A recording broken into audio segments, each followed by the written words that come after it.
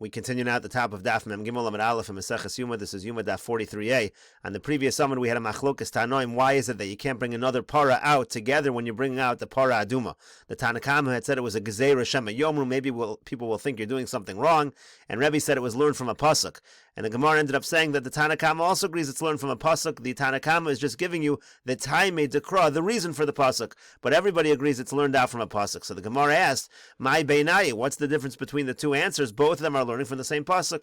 So the Gemara answers, "The apik chamor bahadar." The nafkamina is, what if instead of taking out another cow with the para aduma, you take out a donkey? Rashi says, "The apik chamor bahadar de la Tanakama shari." According to Tanakama, if you take out a chamor, it's okay. The leka shema yomu, no one's going to get confused. No one's going to think you're doing the wrong thing.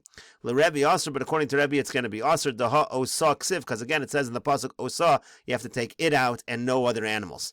And the Gemara now continues again. We're darshaning the psukim of para aduma v'shachat osa. It then says you shecht it shelo yishchot acheres ima. You shouldn't shecht another para together with it. We mentioned that in the previous summit as well. Then it says lifanav. It's shechted in front of him. Le Rav. Now according to Rav, that means shelo yasiach daito mimena. It means that the Kohen should still do the shchita, but he can't have a hesach hadas. It's got to be lifanav. He has to always pay attention to what he's doing with the para aduma.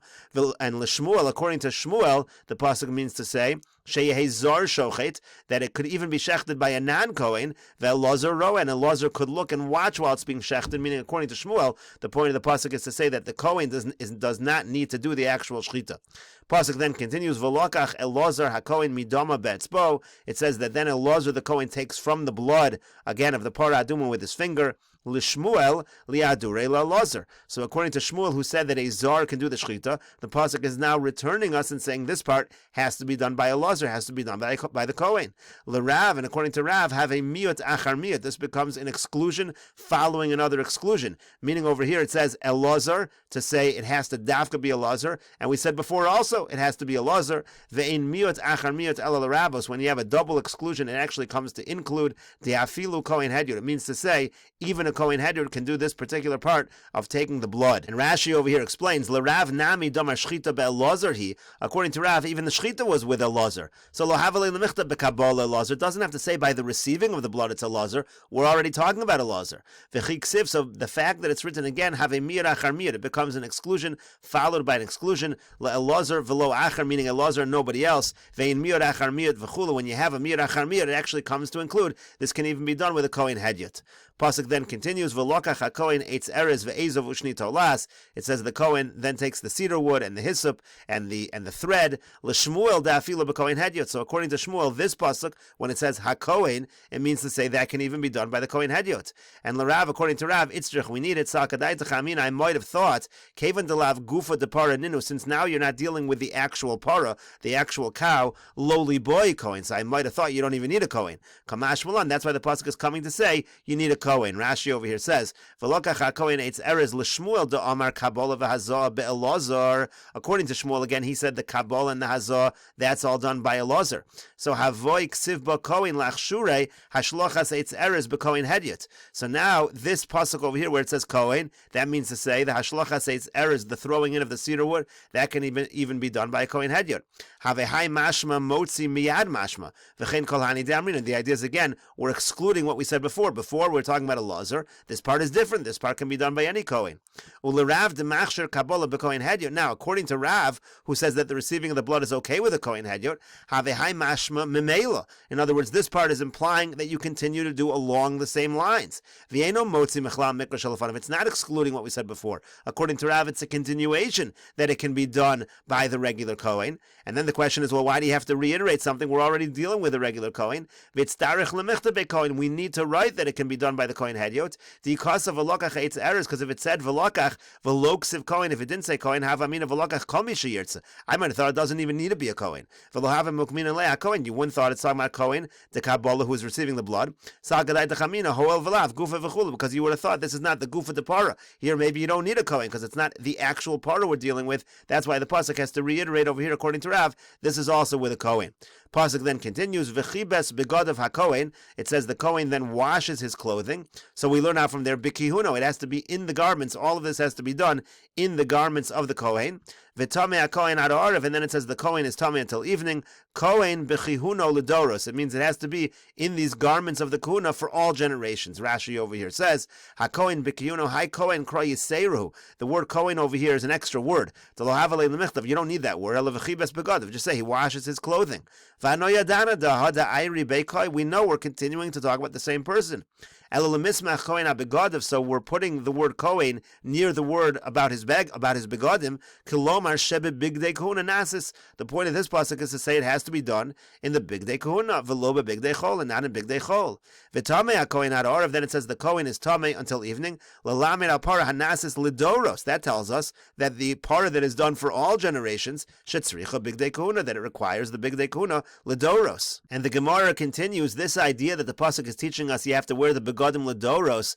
Hanichol man da'amar lidoros b'kohen het yoshapir. This works according to the sheet that we had before, that for all generations the para aduma, the avod of the para aduma, can be done by any kohen. So that makes sense. Rashi over here says, Hanichol man da'amar le'el lidoros b'kohen het v'lo gamar chukam yom kippurim. We don't learn, according to this man da'amar, we don't learn from Yom Kippur that the para aduma has to be done by the kohen gadol. Anybody can do it, any kohen. Itzrich lemichtav kohen hachal l'lamed al shel doros shetasa b'bigdei kahuna. So you understand why we need to learn out that for all generations it's got to be done in the clothing of the kahuna, because you might think when it has to be done, if it can be done by any kohen, maybe it doesn't need begadim of kahuna for all generations. Elolaman da'amar l'doros b'kohen gadol, but according to the one who says that for all generations this avod of the para aduma is done by the kohen gadol, hashta kohen gadol ba'in, and here if you need a kohen gadol b'kihuno miba, you need to say that it's in the clothing of the kohen. Obviously it needs to be in the begadim if you're going to require a kohen gadol. It doesn't make sense to say it requires kohen gadol, doesn't require the begadim. The Gemara says not necessarily in milsa da'asya v'kal v'chomer tarach v'kasav lakra. It's true, it is a kal v'chomer. Obviously if it's the kohen gadol you need the begadim, but sometimes the pasuk will take something that you could have learned out from a kal v'chomer, and the pasuk will, so to speak, bother to write it out explicitly. And the Gemara continues to darshan v'asaf ishtar es efer ha'para v'hiniach. It then says that a pure person is going to gather these ashes of the para aduma and place it. And the Gemara now says ish, the word ish over here, lahachsher es azar, is to say that this gathering of the ashes can even be done by a non-kohen. Tahar, and when it says he has to be pure, lahachsher es isha, that means to say it can even be a woman. It doesn't have to be a man. V'hiniach, and he places it, misha yeshbo das lahaniach. It has to be somebody who has the intelligence to be able to do the hanacha. Yatsu cheresh shota v'katan. This comes to exclude a deaf mute or an imbecile or a minor. She'ein bohen das lahaniach. They don't have the intelligence, the das, in order to do this step of the hanacha. Rashi over here says, Ish lahachshir hazar. Ish says even a non-kohen, mishum d'le'el mina ayir b'kohen, because until now we're talking about a kohen. Ksivacha ish lahachshir hazar. That's why it says ish, even a zar. Di'ikasav v'asaf es efer ha'para. If it just said he will gather it, hava mina kohen d'le'el mina ayir b'kohen. Kasavacha ish. You would have thought it. We're going to continue talking about a kohen. That's why it says ish. And lahachshir es ish, it says pure. That means even a woman. De'ilim u'utei tameh. If it means to say pure and not impure, not tameh, pshita, that's obvious that you can't be tameh. The chatas kir yerachmona. The Torah calls it a chatas. Obviously, you need to be pure, so that's why it's coming lahachshir es isha. And the Gemara continues, Tanan Hasam. We learned in a Mishnah over there. This is a Mishnah in Para dealing with the para aduma. Hakol ksherin lekadesh. Everybody can sanctify. Chutz mecheresh shota v'katan, except again a cheresh shota v'katan. Rabbi Yehuda machshir b'katan. Rabbi Yehuda says it's okay for a katan to be mekadesh. We'll see what this means in Rashi. Uposel b'isha uvandrogenes. However, Rabbi Yehuda says in isha is not allowed to do it, and also in androgenes and androgynous is not allowed to do it either. Rashi over here says, what's lekadesh? Loses mayim al ha'efer b'kli cheres. What you're doing is you're taking the water and you're putting it on the ashes of the para aduma in a kli cheres. And so the Gemara now asks, my time of the Rabbanon. What's the reason of the Rabbanon? Again, the Rabbanon are saying everyone can do it except for a cheres shot of a katan. Because the pasuk says, V'lokchu latame me'afar sreifas achatos. It says they take for the tamei individual from these ashes that you burned from this para aduma. So what does the pasuk mean? Hanoch de pasli loch basifa. What it means to say is those people who are not allowed to do the gathering, pasli loch bekiddish. Those people also are not allowed to be mekadesh. V'hanoch de achshri loch basifa. And those people who are allowed to do the gathering, achshri loch bekiddish. Those people are also allowed to sanctify. And Rashi over here says v'lokchu latame. They take for the tamei basar v'asaf ishtar. After it talks about the pure person gathering the ashes, ksivzu. That's what this pasuk says. Zui avoda she'achar asifa, meaning this is the avoda that's right after the gathering. Uchsiv v'lokchu, and it says they take, meaning osam hanemor Hamutarim Basifa, the same people who can do the gathering, Zor v'isha, meaning a non-Kohen and an Isha are permitted, v'lo chereshot v'katan, and not a chereshot v'katan. That explains, in other words, from the word v'lokchu, that's where the Rabbanan are learning, everyone can be Mekadesh except for the cheresh shot v'katan. And Rabbi Yehuda, what's his opinion? For Rabbi Yehuda, what does Rabbi Yehuda say? Why does he allow a katan and he passes an isha? Im kain lema kra v'lokach, because if the Rabbanan were right, it should have said the word v'lokach. My v'lokchu, why does it say v'lokchu? De'afilu katan, even, it means to say even a katan. The pasli lachasam, that you said was a problem by the gathering, hacha kosher. Over here it's going to be kosher. In other words, the v'lokchu comes to say somebody who is not allowed to do the gathering is allowed to be mekadesh. That refers to the katan. And Isha Minale, where does Rabbi Yehuda know that an Isha is excluded? That's from the fact that it says, V'nasan he will place, V'lo v'nasna. It doesn't say it in the feminine, therefore it comes to exclude a woman. Rashi says, Im kain hoel adel el kai, name of a lokach. If it's continuing the language of before, say it in singular. Because by Asifa it said in a language of singular.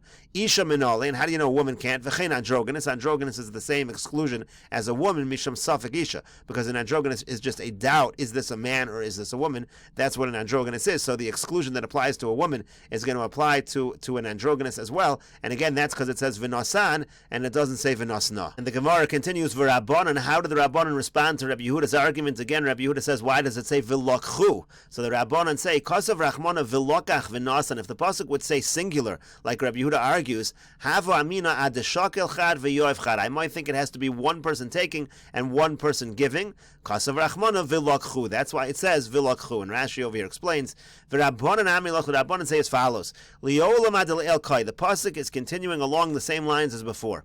So why doesn't it continue in singular? So the reason is the iksiv v'lokach v'nasan. If it said v'lokach v'nasan, havamina the shakel chad ha'efer vu atzmo yitneu alamayim. I might have thought that the same person who's taking the efer, he's the same person that puts it on the water. So that's why it says v'lachu de'afilu shakli trei, that even if it's two different people participating in this avoda, that's going to be fine. It doesn't need to be the same individual. And the Gemara continues, v'kasav rachmana v'lachu v'nasnu. The Rabbanan also say, let's say it was all in plural. Let's say it said v'lachu and v'nasnu. Havamina ad shakli trei v'yahavi trei. I might think two people need to do the taking and two people need to do the giving. So kasav rachmana v'lachu v'nasan. That's why it specifically says v'lachu in plural and it says v'nasan in singular. The idea being da'afilu shakli trei v'yoev chad, even if two people take it and one person gives it, that's still going to be good. And the Gemara now continues to darsh in the psukim v'lokach ezo v'taval b'mayim ishtar. It says again, he takes a hyssop and a pure person dips it in the water. L'Rabbanan. So now, according to the Rabbanan, the point of this pasuk is to say ish v'lo isha. Here it has to be done by a man and not a woman. And tar, the word tar is saying lahachshir sakatan, to say that even a katan can do it. And Rashi over here explains v'lokach ezov dechsiv b'hazoas meimeh v'yavoda shachar kiddush. This is when you sprinkle the water. This is the thing you do right after you sanctify.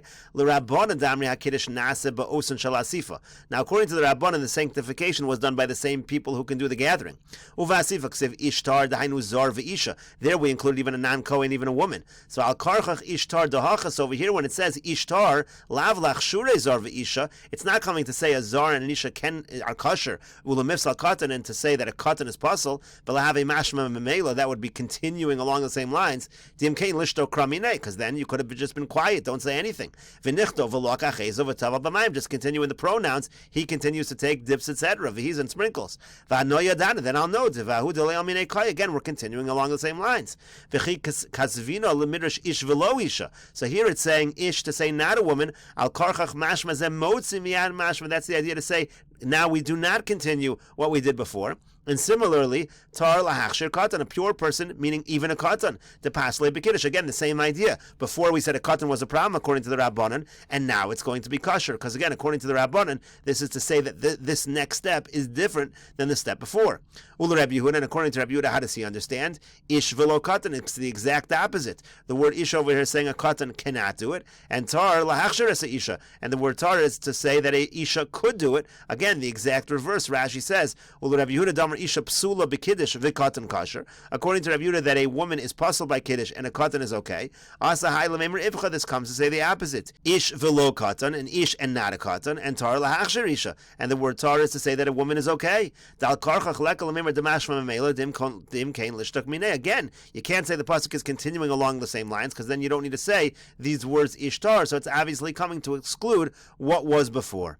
The Gemara now continues. Meisvei, we have the following question, and this is from a Mishnah in Parah. The Mishnah says, "Hakol ksherin lahazos." Everybody is kosher to sprinkle. Again, this is talking about the mechatos of the Parah Aduma. Chutz mi tumtum v'androgenis v'isha, except for a tumtum, that's one whose organs are concealed. Again, so you don't know man or woman. Androgenis also is a suffix, whether it's an isha or an isha, and an isha also is a problem. This seems to be like the Rabbanan. It just said before, according to the Rabbanan, ish v'lo isha, a man and not a woman. So this supports the Rabbanan's view, and the Mishnah continues. V'katan sheyesh bodas, a katan who has some intelligence. Some people have the gears of she'ein bodas, but the point is a katan, someone who's a minor. Isha misayata umaza, a woman can help him out and he can do the sprinkling. And again, this seems to support the Rabbanan lahachshir es hakatan, that a katan can do it, and it seems to be a question against Rabbi Yehuda. We'll continue with this discussion in the next video on Daf Mem Gimel Amud Beis.